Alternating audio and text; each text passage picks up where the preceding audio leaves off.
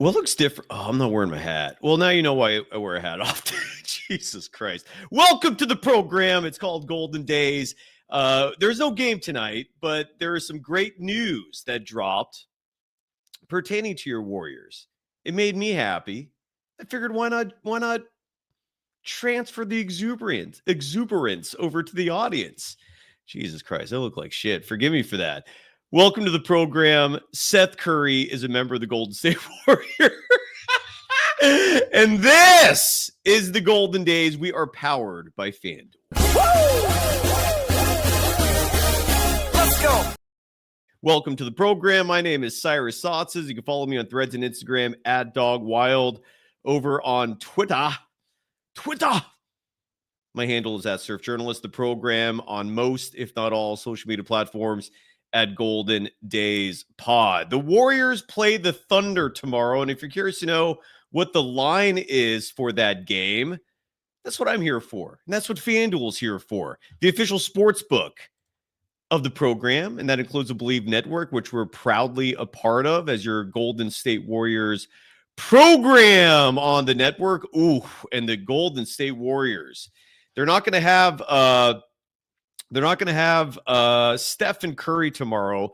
I have no clue if they're going to have Seth Curry tomorrow, but the bookies think the OKC Thunder are going to take care of business. They're favored by 12 points. If you think the Warriors have an upset in them, it is at home.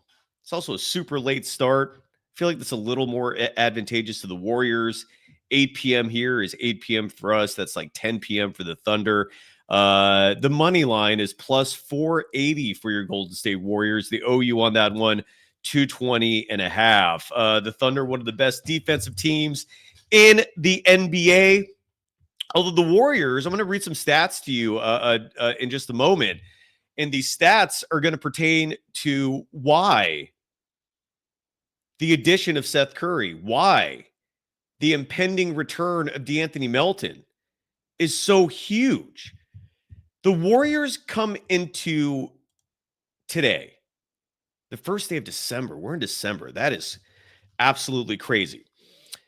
And the Warriors' defense is 6th overall in the NBA. The defense is fine. And you've heard the mixed messaging in terms from Steve Kerr, who thinks the offense who thinks that the team needs to improve their offense. And then you hear from players like Jimmy Butler and Draymond Green, who think the issue is defense. Steve Kerr's looking at the stats, I think, in terms of why he thinks, wait a second, is it the other way around? I'm confused now. Can the chat help me out here? In terms of who is saying what? Hold on. I'm confused.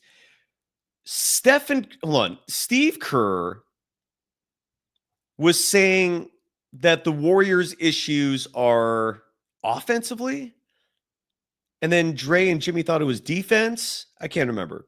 There was mixed messaging there. That's all I knew for certain. Well, the Warriors' offense statistically is bad. How bad is it?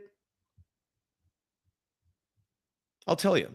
And here's a visual for the YouTube audience if you want to follow along visually. And if you're listening on on a podcast platform, which we're available, I think on pretty much all of them,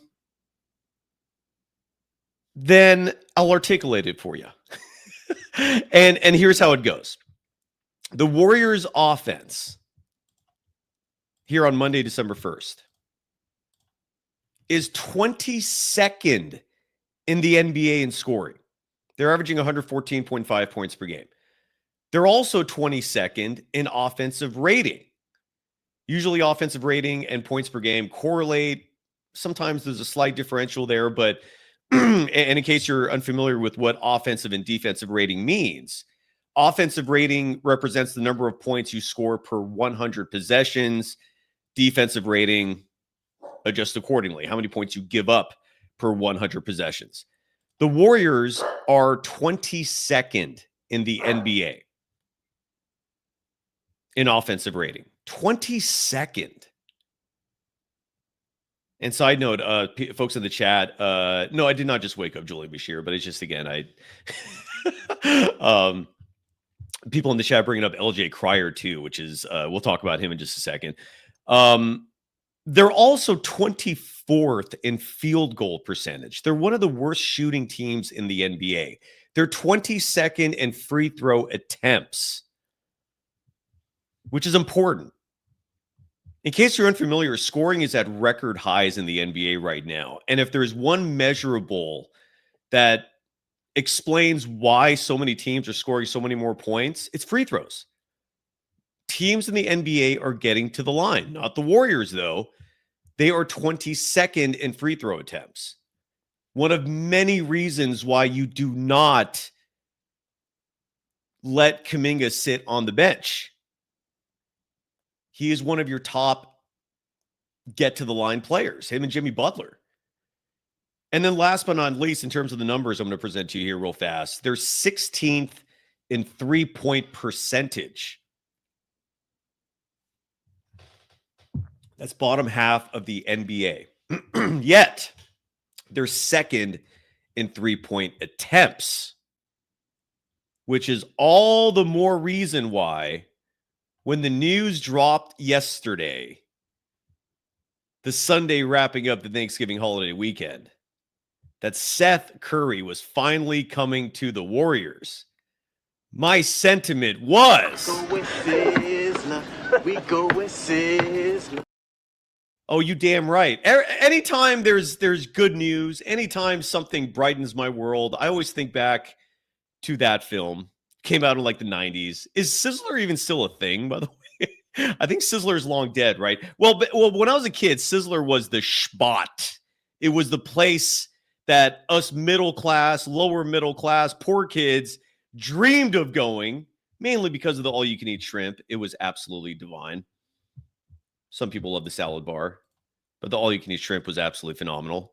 White Man Can't Jump, by the way, is the name of that film, the original. I will never watch the version they released later on. But look, the Seth Curry signing is huge. Bravo. Finally, at long last. And again, for all the folks out there that love to hate on Joe Lacob and company, the ownership group, and I always like to push back on that because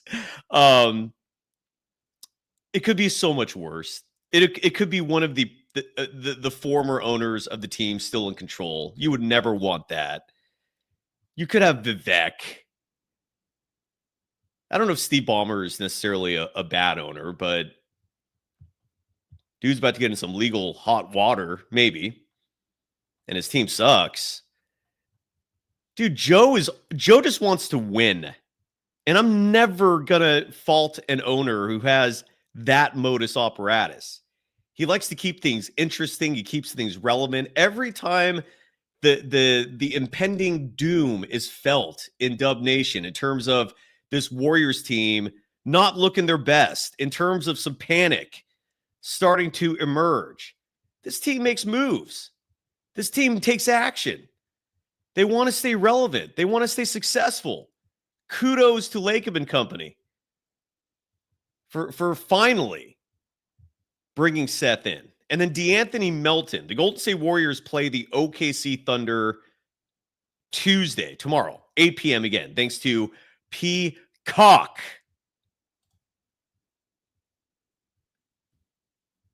They start a 3-game road trip after that, and all reports seem to indicate that we might see DeAnthony Melton at some point during the 3-game road trip.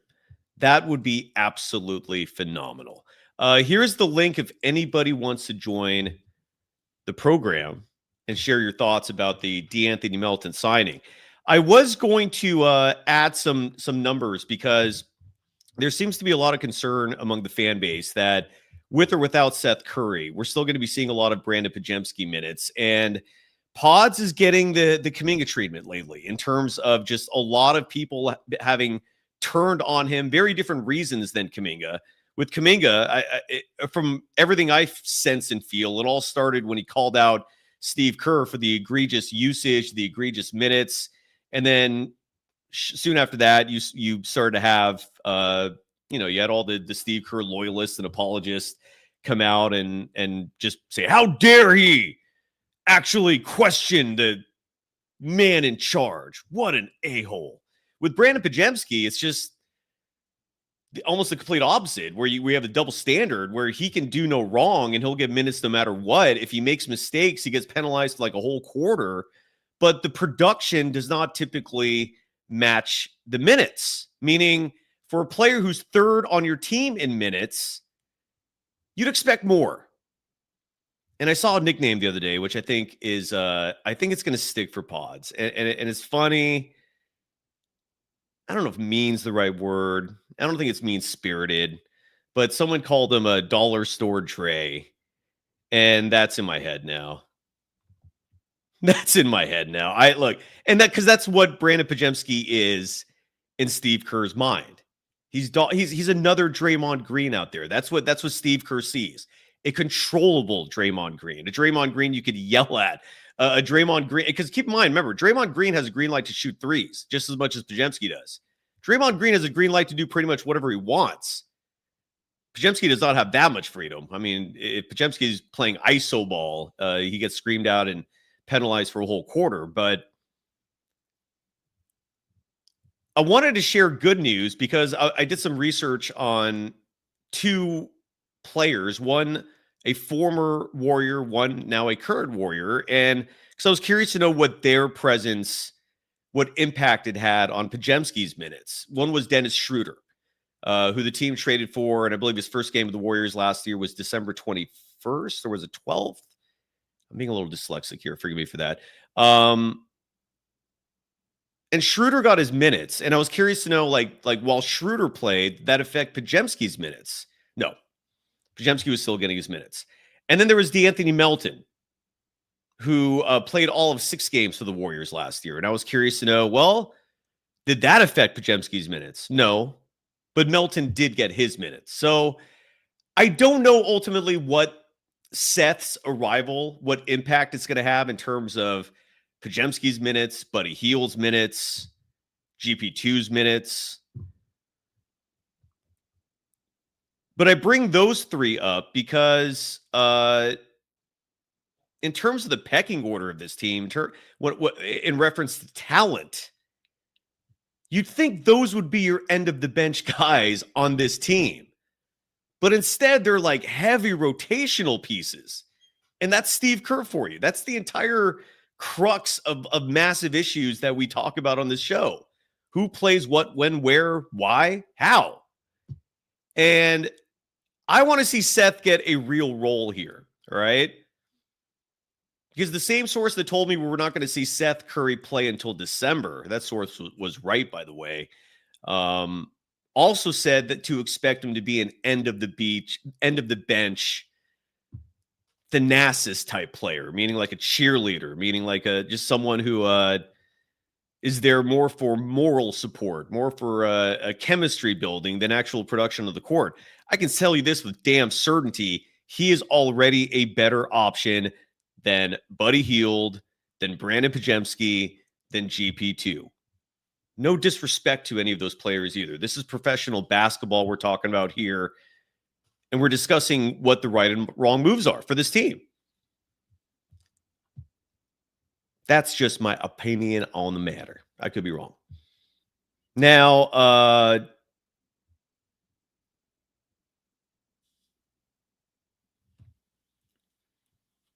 LJ Crier.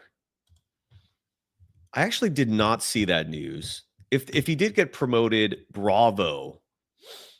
That would also explain why his agent's been so fickle with me in terms of interview requests, because if he did get called up to the Warriors, then with interview requests, you also have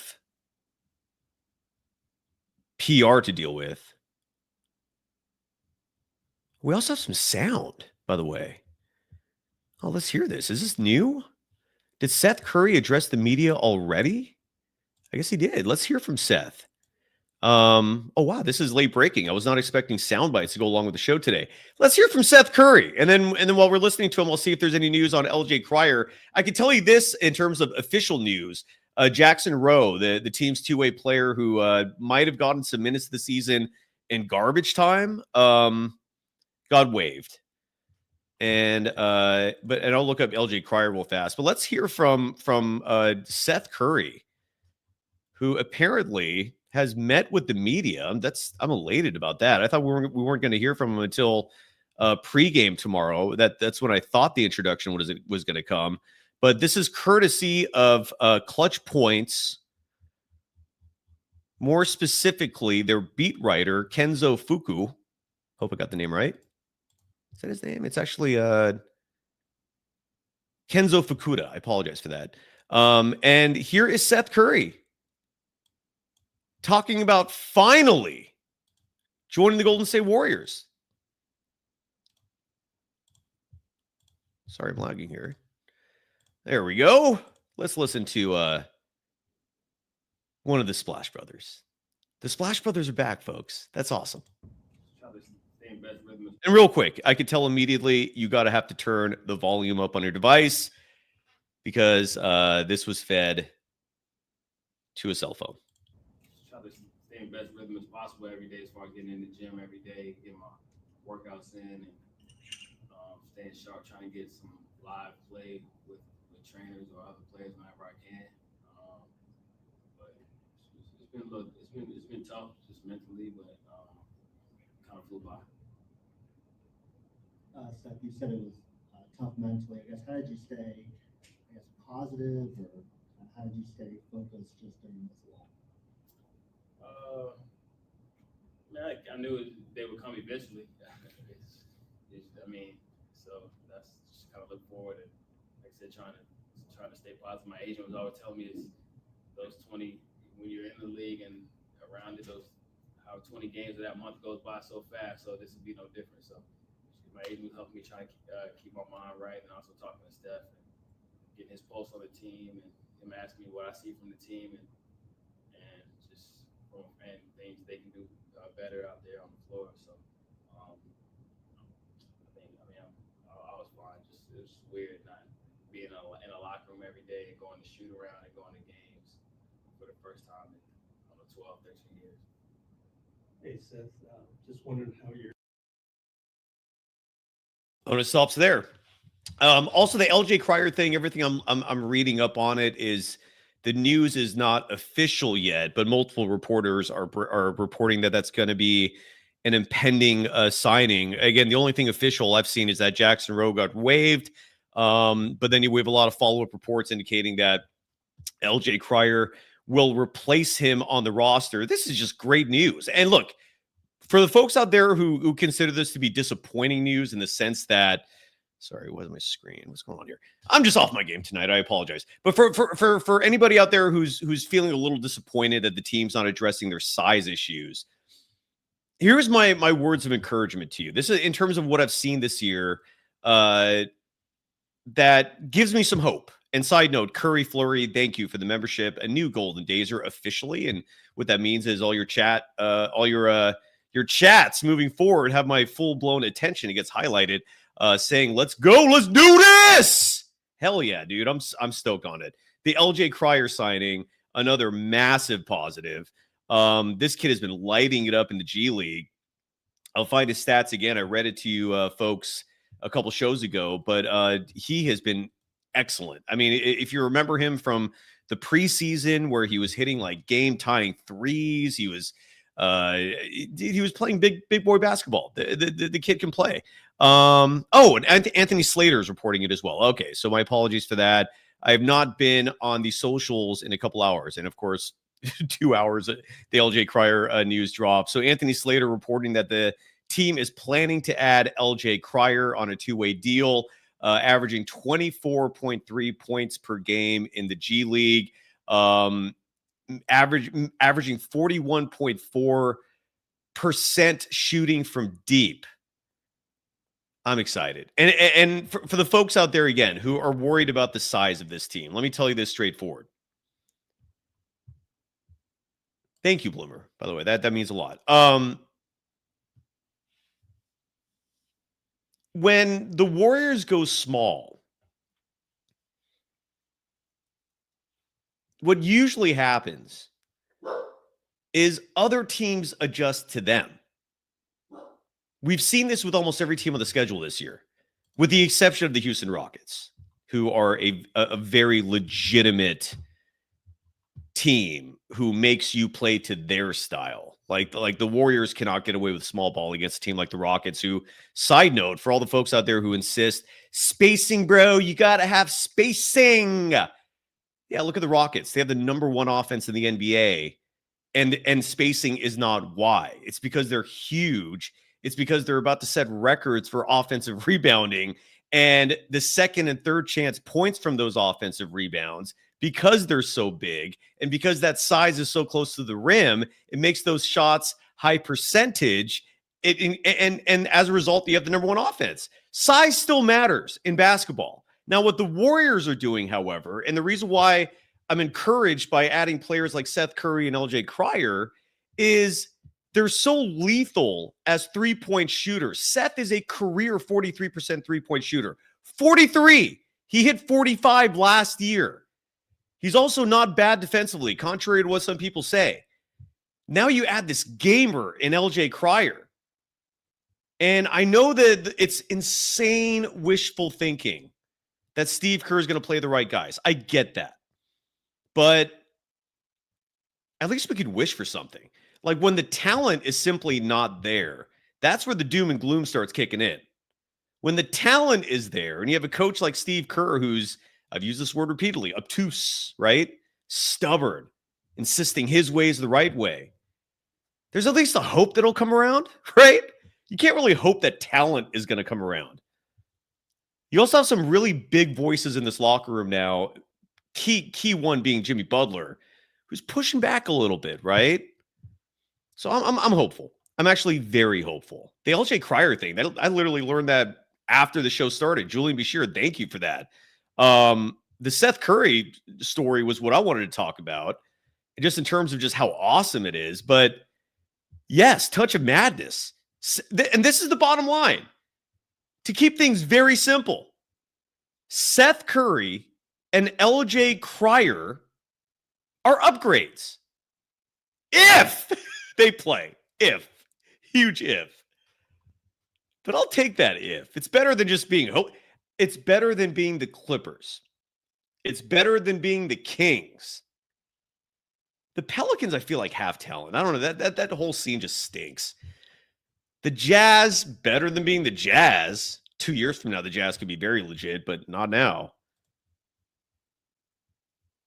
Yeah, Bloomer. Another 100% accurate statement. LJ Crier, greater than Buddy Hield and Brandon Podziemski easily. Wholeheartedly agree with you. Yeah, Curry, Fleury, I agree. The Pelicans need is whatever structure means. I don't. And Borrego, their new coach, isn't bad. I've actually followed his career for a while, and he's a decent head coach. I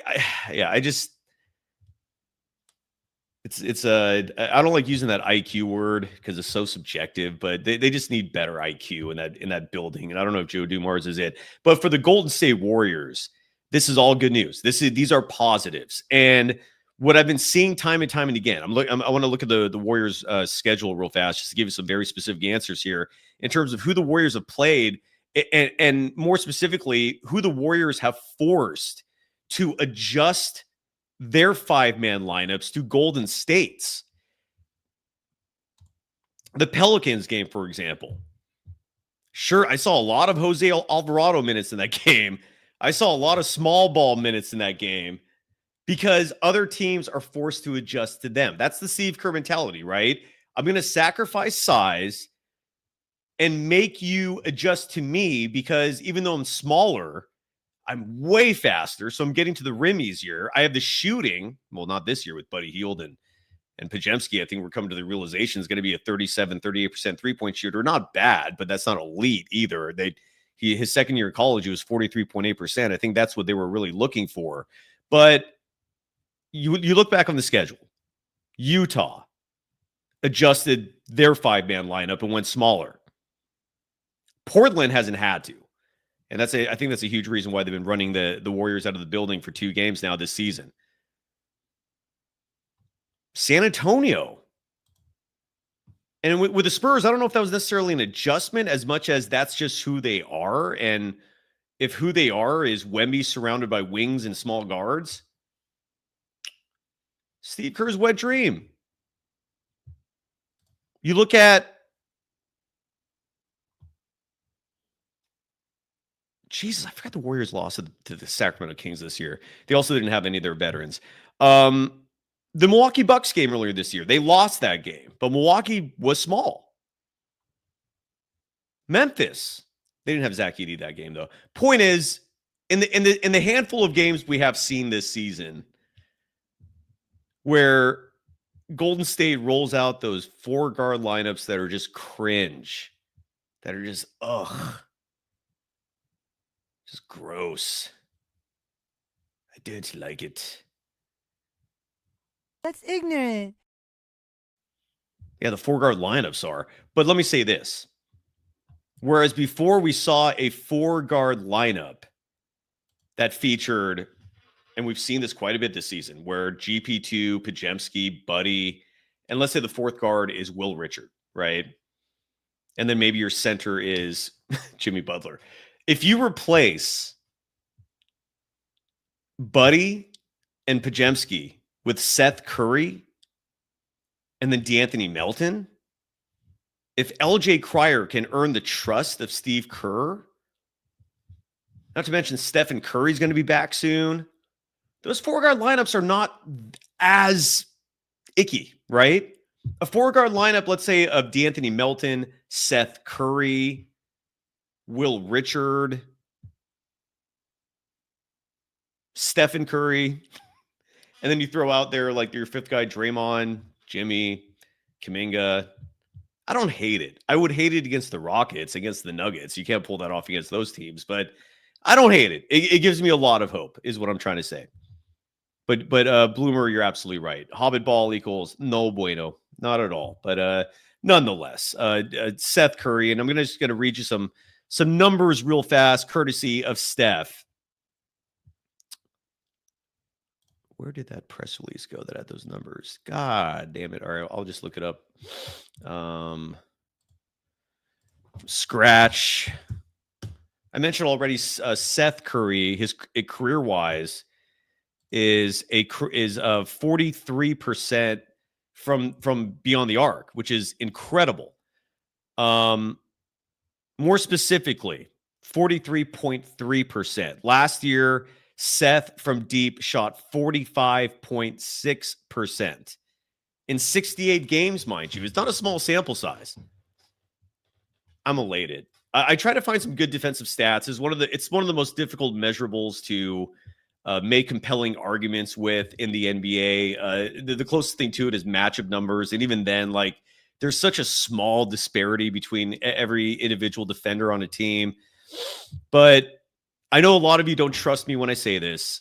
You'll have to see it to believe it, and you will. Seth is not a bad defensive player. He does not let people just blow by him like Buddy Hield does. None of this ole bullshit, if you will. So I'm very happy. Alex Studios, again, I know you're not happy with the size thing. I get it. It's one of those things where it's like you live in a desert. So if it rains twice a year, you're going to be grateful for those 2 days a year.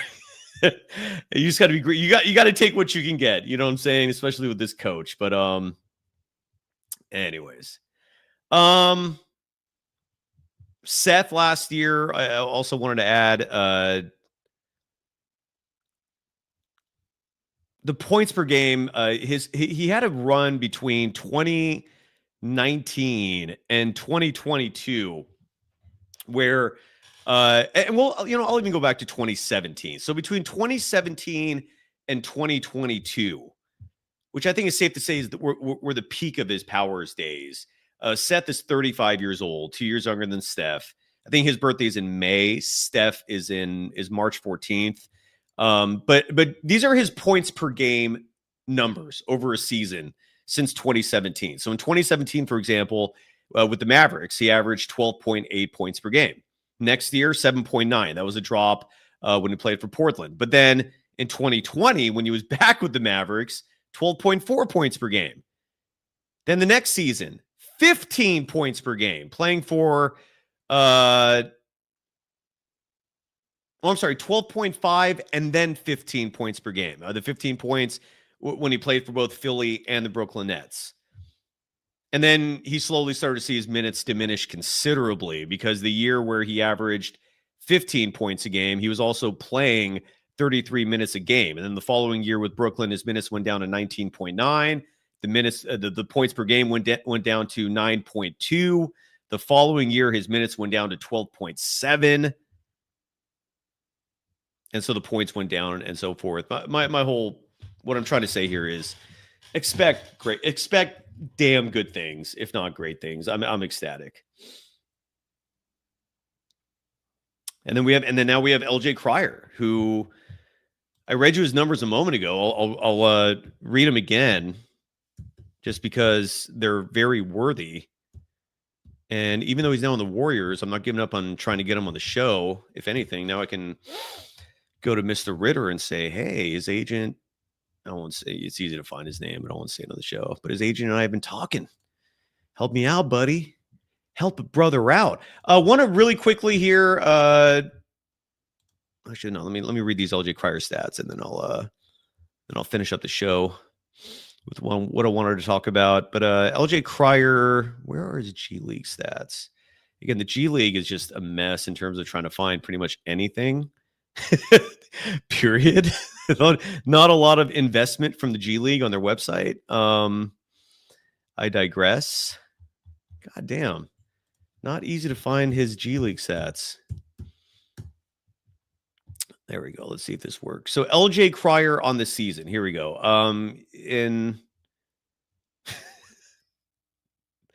I'm sorry. I just want to show you the screen I'm looking at here real fast for the YouTube audience. And if you're listening to this on the podcast, I'm showing a screen. These are LJ Crier's G League stats. All right. I just went to it. No statistics are currently available. No statistics. No statistics. Now, this does say season stats for tip-off tournament. Let's see if I click regular season. Still no stats for anything. And I'm pretty sure he's played like 7 or 8 games. Well, they do have his stats up here. 24.3 points per game, 4.9 rebounds per game for a 6'1 guard, 6.1 assists per game. Maybe he can teach Brandon Podziemski something there. And again, if on other websites that actually do compile statistics in a manner that actually can show it to you, Jesus, nothing. What is the G League doing? He's shooting better than 41% from 3. So LJ Crier. Chef's kiss. Keep in mind, Will Richard, rookie. LJ Crier, rookie. Will Richard played for Florida, which won the national title in college last year. LJ Crier played for Houston, who was in the championship game, losing to Will Richard. And I think it's a fairly safe thing to say that it's a consensus in regard to LJ Crier. I'm sorry, in regard to Will Richard and the fact that we love this kid. I mean, this was a borderline genius pick by Mike Dunleavy Jr. It's still early, but everything he's shown us has been exemplary. Why can we not expect the same from LJ?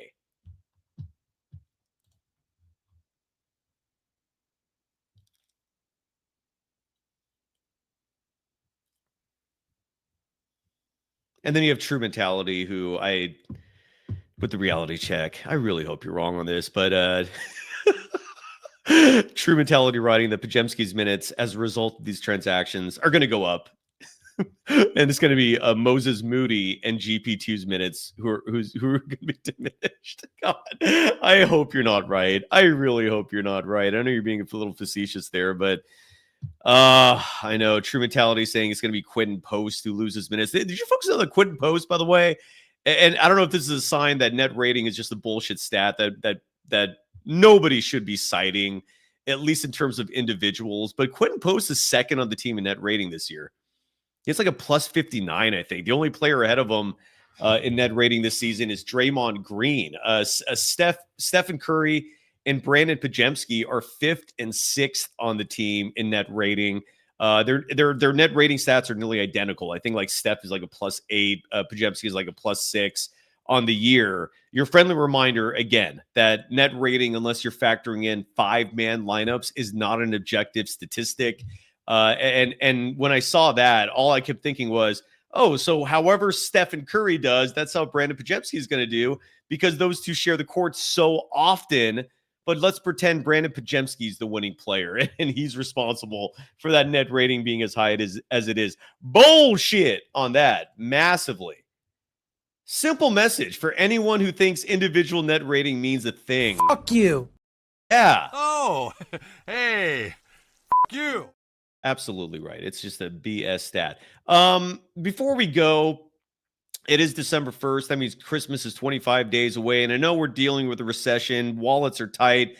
But if you want to support the program, and believe me when I say we need it, we always need it, but now more than ever, you can support us by visiting our shop. Just go to our YouTube page and you'll see items right away. You click on any of them, it'll take you to a new page that has some of our stuff, our awesome swag. Let me show some of that off to you, just because we are proud here of what we have available in terms of style, in terms of price, and in terms of quality. What more do you need? Aren't those the 3 vital variables for having an awesome product line? I hope. Well, if you're unsure about what we sell, and I'd recommend getting in there sooner than later, we have shirts. We have short sleeve shirts, long sleeve shirts, Warriors traditional logos. If you're a dog lover, we got the dog surfing stuff. If you're a Warriors fan, we've got City logos, We Believe logos. If you like the Valkyries, we even got the Valkyries covered for you. If you like hoodies, we got you covered with that. If you like hats and beanies, we got you covered with that. And every one of these comes in like a large variety of colors. We've even got little simple trinkets that you can't miss type gifts, mugs, water bottles. I think this one might be sold out actually. And last but not least, if you're looking for a 10% discount, just apply the word days at checkout and you'll get 10% off. And in case you're curious how days is spelled, Days in reference to the Matthew McConaughey movie Dazed and Confused. Exactly right. One more time, Shardol, tell the audience how days is spelled. Golden Days in reference to the Matthew McConaughey movie Dazed and Confused. Absolutely. Thank you, Shardol. And thank you. That's our QR code up there if you want to click on that. And again, support the program. Our cheapest shirts, I think, are $15. Again, the quality is phenomenal. We stand by everything we sell. And put those orders in now so that it gets to you in time. I think the panic button for shipping is right around December 15th. But sooner, the better in terms of buying swag, buying gift ideas for the audience. And we'll be back tomorrow night, Tuesday evening at approximately 10:30 p.m. Pacific time, because the Warriors and Thunder tip off at 8 p.m. Largely because, or not largely, entirely because the game is on Peacock. And when those games are on Peacock, they start late. All right, let's just stay calm here. Don't get all crazy on me. I'm trying, but those are really late starts, all right? I mean, give me an effing break. And so we'll be back then, and then Wednesday, the Hall of Famer Rick Barry is going to join us to give us a detailed analysis of his thoughts on your Golden State Warriors. A good 22 games into the season. Is that what it'll be? The Warriors are currently 11-10. So they're either going to be 11-11 or 12-10. And the Hall of Famer is going to be part of the program on Wednesday at 4 p.m. Pacific time.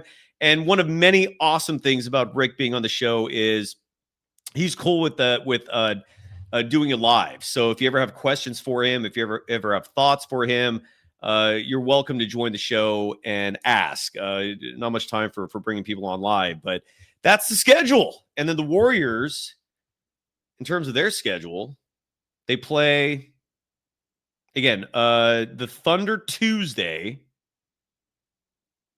Then they start a 3-game road trip playing Philly Thursday. We're going to come to you live right after that. Cleveland Saturday. We'll come live to you after that. In between those two, Friday happy hour with Armando Laura.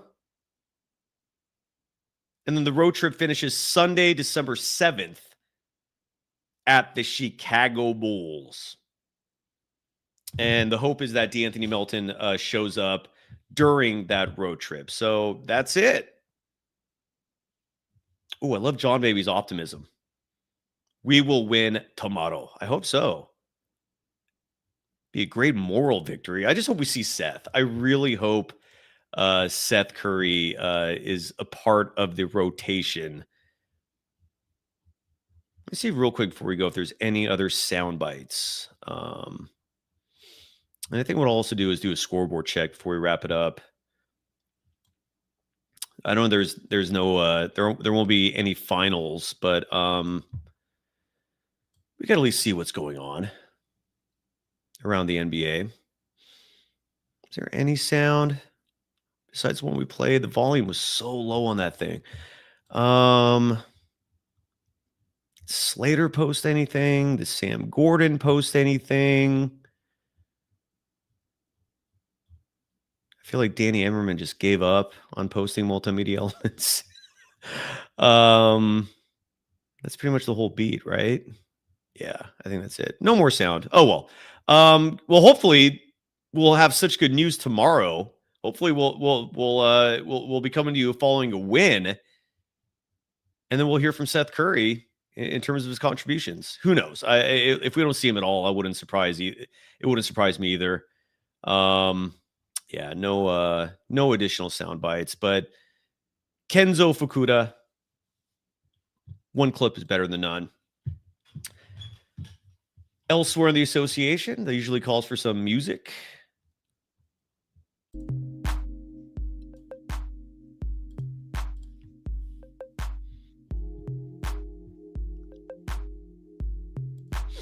Are Mondays big nights for games? I would think yes. Yes, there's a decent slot. Well, we have one virtual final. There's only 10 seconds remaining in this one. The Detroit Pistons hosting the Atlanta Hawks, the upstart Atlanta Hawks, who have been playing some surprisingly great basketball, especially when Trey's not in the lineup. The Pistons leading 99-95 at home over Atlanta. So if the Pistons hang on, they're going to improve to 17-4, and the Hawks will drop to 13-9. Cade Cunningham, 18 points, 8 rebounds, 8 assists in that one. Jalen Johnson is having a great year, by the way. 29 points, 13 rebounds, 6 assists in what will likely be a losing effort. 10.4 seconds left in that game. Who knows? But it looks like this is going to be a final. Another one that looks like it's going to be a final. Still some time left. But the Cleveland Cavaliers are in Indiana, more specifically Indianapolis. And they lead 119-102 with 6:57 left to play. Donovan Mitchell, 34 points, 9 rebounds, 6 assists. Pascal Siakam, 26.7 rebounds. I do not envision the Pacers making a comeback there. Ooh, it's now a 1-point game in that Pistons-Hawks game, by the way. God damn. Never a sure thing anymore. But it looks like Detroit does have possession, so it would be shocking if they lost that, but who knows? The Milwaukee Bucks are barely hanging on. This is in Washington, taking on the Wizards in the nation's capital. They're leading 118-115. There's 3:13 left in that game. Kevin Porter Jr., who's back, he missed a lot of time this season because of injury. He has 30 points, 3 steals in that one. CJ McCollum, who should not be playing any minutes for the 2-16 Wizards, has 25 points in that one. The Bucks now lead that game 120-115. In the game of the night, a game I imagine all of you are at the edge of your seats, wondering what's going to happen here. Hope you folks put some big money on this one. This is a thriller. The Charlotte Hornets at the Brooklyn Nets. Hey now! We have a tie game there. Oh, I'm sorry. The Brooklyn Nets now lead 81-79. LaMelo Ball, 12 points, 10 assists for the Hornets. Michael Porter Jr., 28 points. They have a 2-point lead. The LA Clippers. Oh, boy. I do not be surprised if you see a fire sale there. They trail the Miami Heat right now, 107-71 with 3:46 left in the third quarter. Well, I'm sorry, it's 107-74 now. Bam Adebayo already with 27 points, 14 rebounds in that one, which is pretty much over. The Bulls are in Orlando taking on the Magic. The Bulls lead that one currently 75-63. Nikola Vucevic, 16.7 rebounds. For the Bulls, Franz Wagner, 21 points for the Orlando Magic. A lot of time left in that one. A game that just tipped off, a couple of them, I apologize. The Nuggets are hosting the Mavericks tonight. They've only played 3 minutes, and Denver already leads 15-4. And with 8:31 left in the first quarter, the Houston Rockets are in Utah, and they lead that one 6-5. The Phoenix Suns and Lakers tip off in about 45 minutes, and that's your Monday night scoreboard. John Bobby, love the vibe. They're gonna win tomorrow. Well, FanDuel again is calling the OKC Thunder 12-point favorites. We shall see. Genji Gok, you're absolutely right. And this is the core reason why Brandon Pajemski is simply not a 30-minute-a-night player. Dollar Store Dre. He can't defend shit, man. Like, he just doesn't have the foot speed. At least he's tough so he can get rebounds and make life difficult for the opposition with some grit in there, you know, not being movable. That's really the core difference between him and Ty Jerome. At least Ty Jerome was a better three-point shooter, but defensively, the dude was a turnstile. And Podz is not necessarily a turnstile, but the game is so fast and so athletic that, yeah, it's just...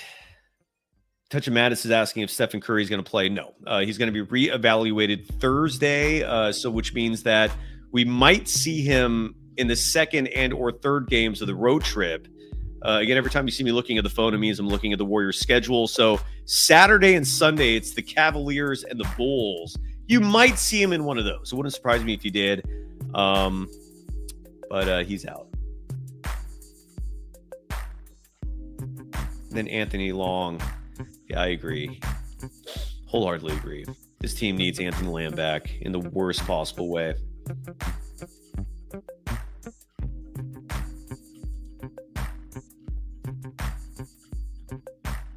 All right, that's it. Thank you. Apologies for my appearance. Forgot to wear the hat. And check out our merch store, please. Thank you for the support in advance. Thanks to all of you. We'll be back tomorrow night. Seth Curry, baby. I'm elated. The Splash Brothers are in the house again. Not the OG. I don't know. What is the OG version? I think the guy, Brian Witt. I don't know if you folks remember him when I was on the old show. He was on with me regularly during the postseason of the Warriors' last title year. And he coined the adage Splash Brothers. Did he make any money off that? No, but he can proudly and safely claim that. Good for you, Brian. Hope you're doing well out there. He became a family man and pretty much vanished off the face of the earth in terms of providing analysis for the Golden State Warriors. So I guess the OG Splash Brothers was Steph and Clay. And then, but these are the new Splash Brothers. The organic Splash Brothers. There you go. I like that. The organic Splash Brothers. Stephen Curry and Seth Curry. And hopefully we'll see them in action soon. I hope we see Seth tomorrow against OKC. Just get some conditioning going. Nothing replicates in-game action. And in my opinion, I feel like we needed some good news for the Warriors. And damn, was this some good news. And DeAnthony Melton's just around the corner. Did the Warriors get bigger? No.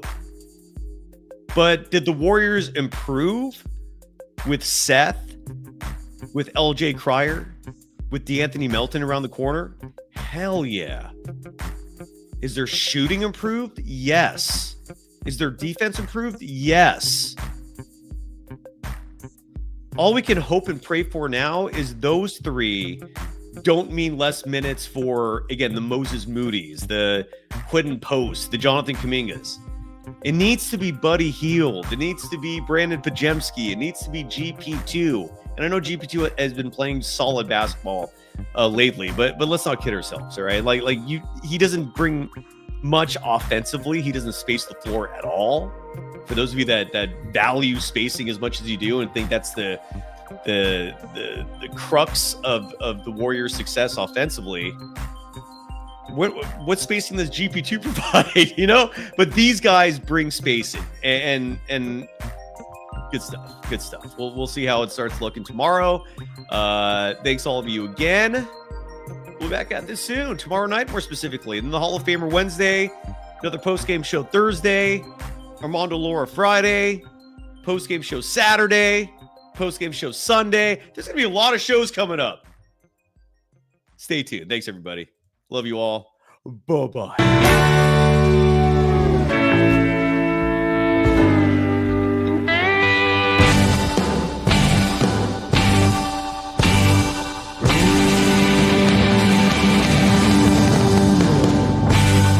We gonna seize what